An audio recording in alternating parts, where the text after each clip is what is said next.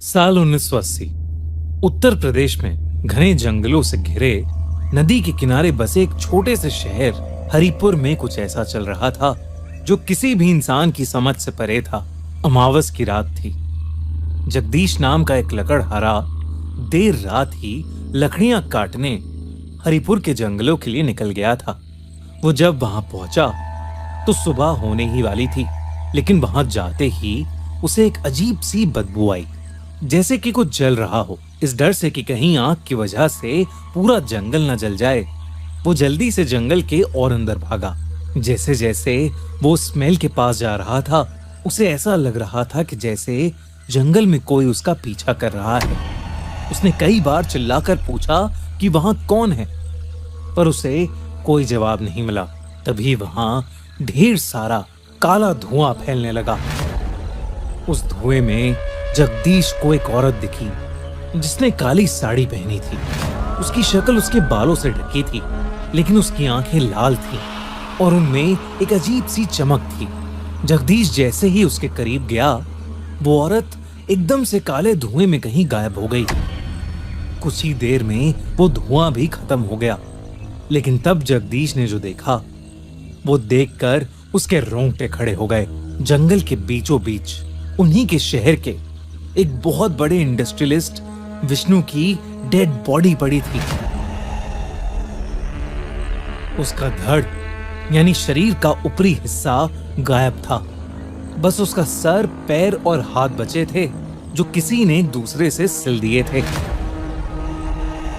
और उसके माथे पर एक गोल सा निशान था, जो किसी शैतान का सिंबल लग रहा था। साथ ही साथ विष्णु के दाहिने हाथ का अंगूठा गायब था। जगदीश भागकर सीधा पुलिस के पास गया और उसने उन्हें सब बताया। ये 2 महीने में दूसरा ऐसा केस था। पिछली अमावस पुलिस को नदी के किनारे ऐसे ही एक और लाश मिली थी। शहर के एक छोटे मोटे दुकानदार नीरज साहू की लाश। उसका भी दाहिने हाथ का अंगूठा नहीं था और उसके माथे पर भी वही शैतानी निशान मिला था। इस केस की इन्वेस्टिगेशन ऑफिसर रवि देख रहे थे और ये केसेस देखकर उन्हें शक था कि उनके शहर में कुछ बहुत भयानक हो रहा है। पुलिस ने पूरा जंगल छान मारा, लेकिन उन्हें कुछ नहीं मिला। रवि ने जब विष्णु और नीरज के केस के बारे में लोगों से पूछताछ की, तो उन्हें पता चला कि विष्णु और नीरज दोनों का ही अंगूठा मर्डर से पहले ही कट चुका था। ये बात रवि को बहुत अजीब लगी। केस की इन्वेस्टिगेशन चल ही रही थी, पर अगली अमावस की रात कुछ ऐसा हुआ जिसने पूरे हरिपुर को हमेशा के लिए बदल दिया। उस रात अजय नाम का एक डॉक्टर काम करने के बाद हॉस्पिटल से घर वापस आया ही था। उसका हाल ही में कई साल बाद एक बेटा हुआ था।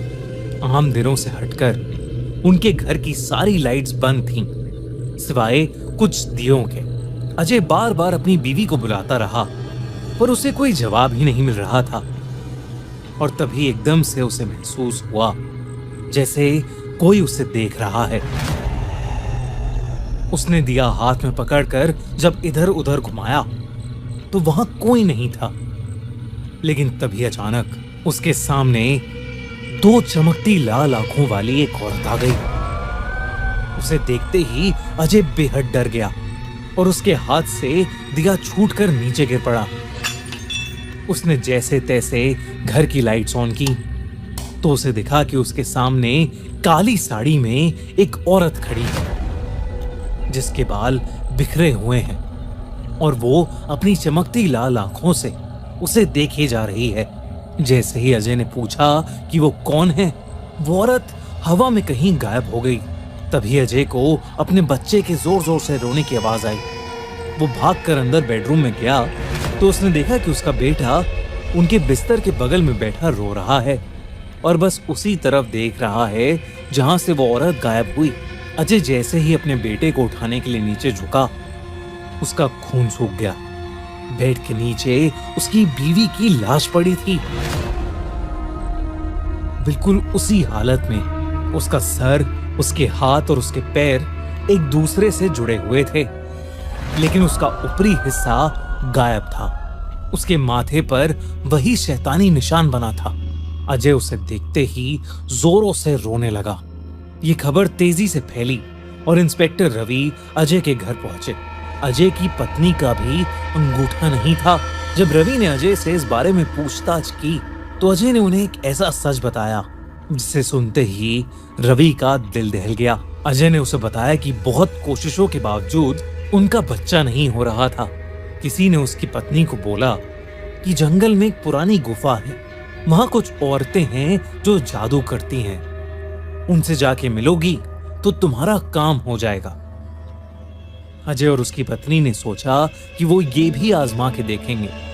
वो एक शाम जंगल के बीचों बीच पहुंचे और उस गुफा को ढूंढने लगे और तभी एक जोर की हवा चलने लगी। उन्हें ऐसा लगा कि कोई उन्हें आवाज दे रहा है। कई औरतें इकट्ठे उसकी बीवी का नाम पुकार रही हैं।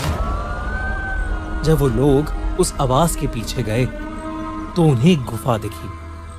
अजय और उसकी बीवी दोनों ही अंदर जाने लगे, लेकिन एक काली साड़ी पहनी औरत ने अजय को अंदर घुसने से रोक दिया और सिर्फ उसकी बीवी को अंदर भेज दिया। अजय गुफा के बाहर अपनी बीवी का इंतजार करने लगा। कुछ देर बाद उसे उसकी बीवी की एक चीख सुनाई दी। जब वो बाहर आई तो उसके दाहिने हाथ का अंगूठा नहीं था। अजय ने उससे बहुत पूछा कि अंदर उसने क्या देखा, लेकिन उसकी बीवी ने उसे कुछ नहीं बताया। उसके कुछ ही दिनों में अजय की बीवी प्रेग्नेंट हो गई। उनका बच्चा तो हुआ, लेकिन अजय की बीवी तब से ही अजीब ढंग से बर्ताव करने लगी थी, मानो कि वो किसी और के वश में ही हो। रवि को नीरज और विष्णु के केसेस में भी लोगों ने कुछ ऐसा ही बताया था। अजय ने रवि को कहा कि उसे लगता है कि उस गुफा में जो औरतें हैं वो असल में डायन हैं और वो जादू नहीं, काला जादू करती हैं। वो इंसान से उसका अंगूठा लेकर उसे अपने वश में कर लेती हैं और फिर हर अमावस की रात वो किसी एक की बलि चढ़ा देती हैं। रवि इन सब चीजों में नहीं मानता था, पर जो भी उस शहर में हो रहा था उसने रवि की मान्यताओं पर कई सवाल खड़े कर दिए थे।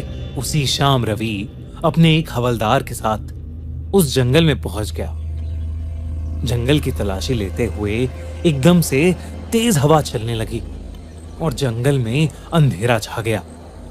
रवि को किसी के चिल्लाने की आवाज आई और तभी एकदम से उसके सामने नीरज, विष्णु और डॉक्टर अजय की बीवी आ गए। वो सब उनकी आत्माएं थीं। उनका शरीर सफेद पड़ चुका था, आंखें बिल्कुल काली थीं। वो सब आत्माएं रवि के पास आ रही थीं, लेकिन रवि के हवलदार को कुछ नहीं दिख रहा था। तभी अचानक से वो आत्माएं हवा में कहीं गायब हो गईं। रवि को कुछ समझ नहीं आ रहा था। उसने घबराते हुए अपने हवलदार को सब बताया और उसे हट्टे कट्टे ऑफिसर्स और पास के लोगों को बुलाने के लिए कहा। हवलदार जैसे ही वहां से गया, जंगल में अंधेरा छा गया।